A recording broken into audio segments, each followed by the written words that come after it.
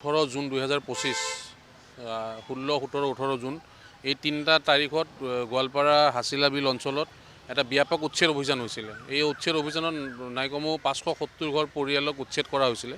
এই মানুহখিনি ভূমিহীন ব্যক্তি, এখেতসকলৰ যাবলৈ কোনো জেগা নাই আৰু তেখেতসকল এতিয়া উপায়হীন হৈ উচ্ছেদৰ পৰা আজি ধৰি লওক আজিৰ দিনলৈকে 8 মাহৰ ওপৰ হৈ গ'ল। মুকলি আকাশৰ তলত খোৱা পানীৰ ব্যৱস্থা নাই, চেনিটেশ্যনৰ ব্যৱস্থা নাই, হেল্থৰ ব্যৱস্থা নাই, খোৱা বোৱাৰ ব্যৱস্থা নাই। কণমানি শিশু, মহিলা, বৃদ্ধ পুৰুষ এনেকৈ আছে তেখেতসকলে জীৱন যাপন কৰি।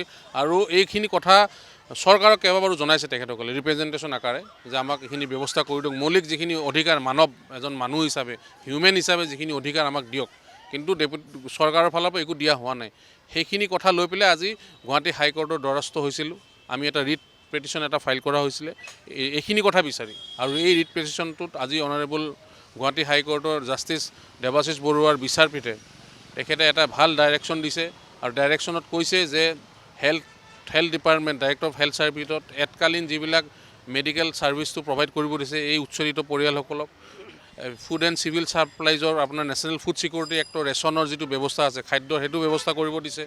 তাৰপিছত আপোনাৰ এনিমেলিটি এডুকেশ্যন, যিবিলাক শিশু স্কুলত যাব পৰা নাই উচ্ছেদিত পৰিয়াল, তেখেতসকলৰ স্কুলত যোৱা ব্যৱস্থা কৰিব দিছে। আপোনাৰ এই PHCক খোৱা পানী আৰু চেনিটেশ্যনৰ ব্যৱস্থা কৰিব দিছে।